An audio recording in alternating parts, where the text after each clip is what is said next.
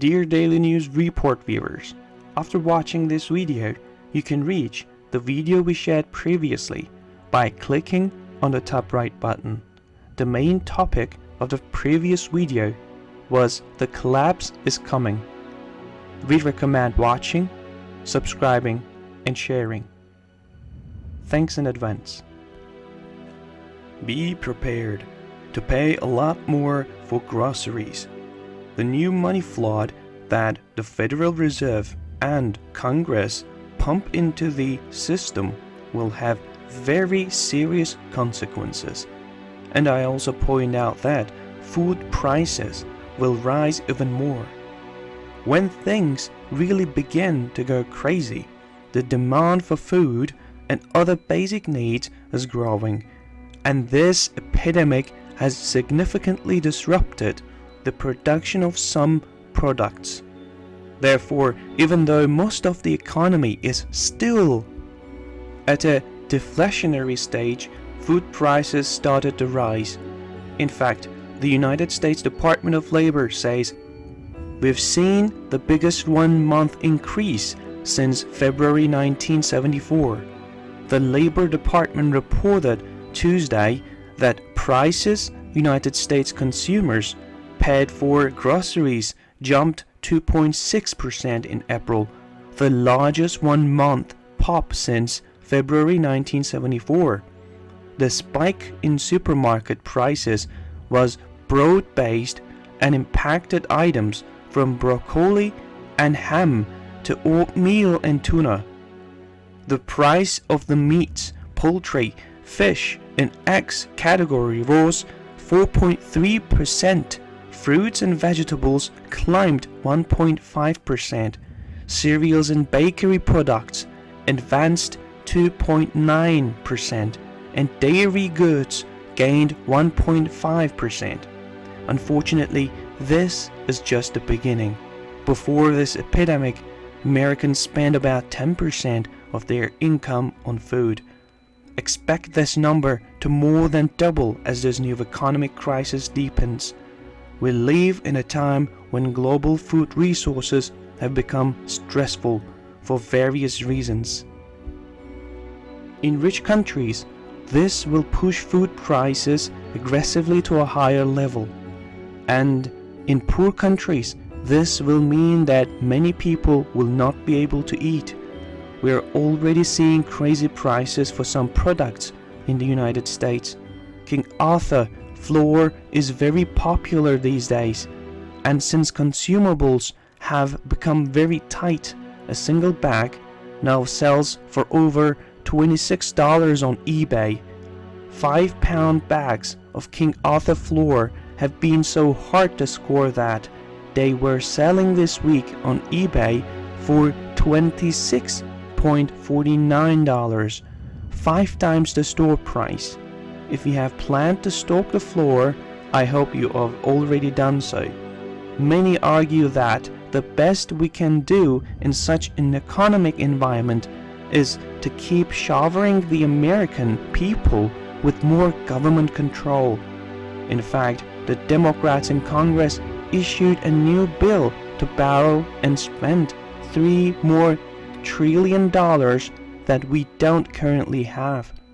State and local governments would share nearly $1 trillion in federal aid to cover their coronavirus-related costs, and families would get another round of direct payments under a stimulus bill House Democrats unveiled Tuesday. The more than $3 trillion Health and Economic Recovery Omnibus Emergency Solutions Act, or HEROES Act, also would expand unemployment assistance, boost food stamps, increase emergency grants to small businesses trying to weather the COVID-19 pandemic that has slammed the economy and upended daily life in the United States. Undoubtedly, millions of Americans, millions of people are hurting deeply now. Almost everyone was excited about taking the first round of stimulant checks, and absolutely few would complain if another tool was sent. But would it be better to send $1 million to everyone if it was good to send $1,000 to everyone? Needless to say, it is not a good idea to blame huge stacks of money because it destroys the value of our money. Venezuela tried this, and at this point, almost everyone in the country is a millionaire. What if I told you that in the socialist paradise of Venezuela, everyone's a millionaire?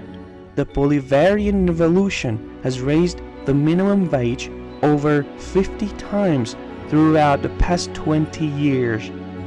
As of May 2020, it's been set at 400,000 bolivars plus a 400,000 socialist food ticket bonus, bringing it to an outstanding total of 800,000 bolivars per month.